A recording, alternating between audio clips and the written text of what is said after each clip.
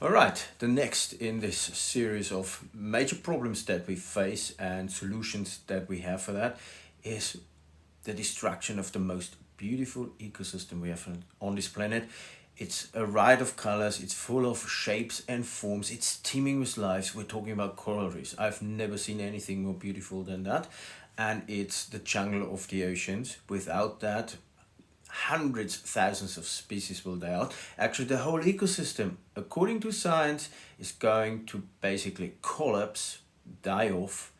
If we breach the 2-degree mark, 99% of it will be gone because they are not heat resistant, they will be stressed out and they bleach. So we will hit that mark around 2050. There's hardly any chance that we can avoid that. So we have to make sure that some of those corals survive for a later time, end of the century, where we start to regrow wilderness areas on this planet, because we won't be as stupid as we are now for much, much longer. But if we lose them all, they're gone forever. Fate of the dinosaurs. And that is the thing we have to stop. And first thing is simply make sure the reefs are as healthy as possible, then they stand a fighting chance of standing those higher temperatures for longer, and every year, every decade counts. The longer the better. And that means no runoff of fertilizer from industrial farming, no overfishing, no destruction. Turn them all into national parks and make sure that nobody from the outside destroys them in any way. Second step is we can help them resettle in the areas where they live, but also further north and south, so they can spread out into latitudes where it's not that hot.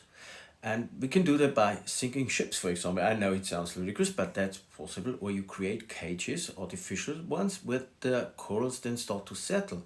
And so you create an artificial reef, and we can speed up evolution, the movement of corals into different areas, by helping them. The same thing is step 3. Scientists have already started to try to find out which individuals of a species are more heat resistant than others, and help them to become the dominant part of a reef, because for every degree they're more resistant. We have a higher chance that some of them will survive, and that's all we're fighting for here. We're not going to save the coral reefs. I'm sorry about that.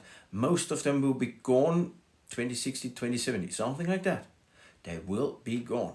I know that is horrible, but there is a chance, and that will happen, that we regrow the coral reefs in the next century, maybe even at the end of this century already. And that's what we're fighting for. That's why we are looking for those long-term solutions.